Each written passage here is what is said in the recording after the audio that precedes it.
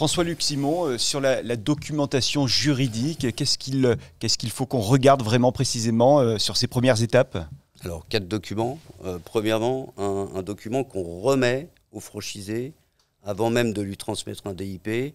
On va lui faire prendre un certain nombre d'engagements, de confidentialité, notamment, mais pas que, il y en a beaucoup d'autres. Donc ça, c'est très important, c'est un préalable pour rentrer en discussion. Deuxièmement, on transmet le fameux DIP, donc le document d'information précontractuelle, qui a vocation à présenter le réseau, présenter l'activité, présenter l'entreprise du franchiseur au franchisé pour lui permettre de s'engager en connaissance de cause.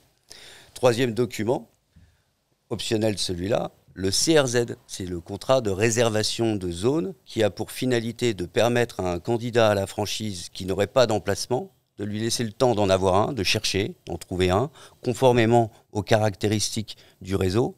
Et puis, quatrième document, bien sûr, le contrat de franchise proprement dit, qui constitue le socle de la relation franchiseur-franchisé. Alors, le contrat de franchise, quelle est la place de ce contrat de franchise?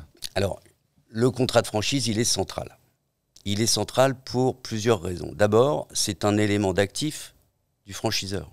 Quand on est franchiseur, la valeur de son entreprise, c'est la valeur du lien qui unit le franchiseur avec ses franchisés.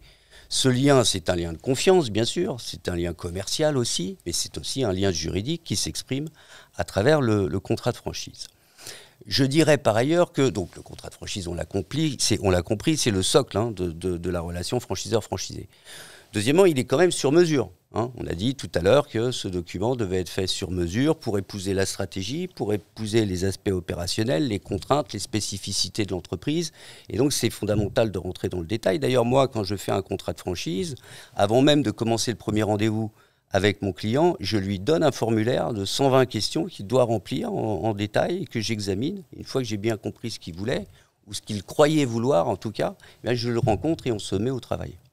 Et puis, la franchise, enfin, je dirais, et le contrat de franchise, il est central parce que c'est ce qui va permettre de tenir les franchisés, mais dans le bon sens du terme. La franchise, c'est quand même militaire, c'est quand même ça qu'il faut comprendre.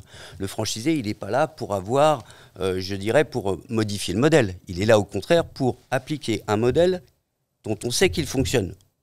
Donc, le rôle de franchiseur, qui s'exprime aussi grâce au contrat de franchise, c'est d'avoir une attitude militaire pour faire entrer dans le rang ceux qui s'en écarteraient.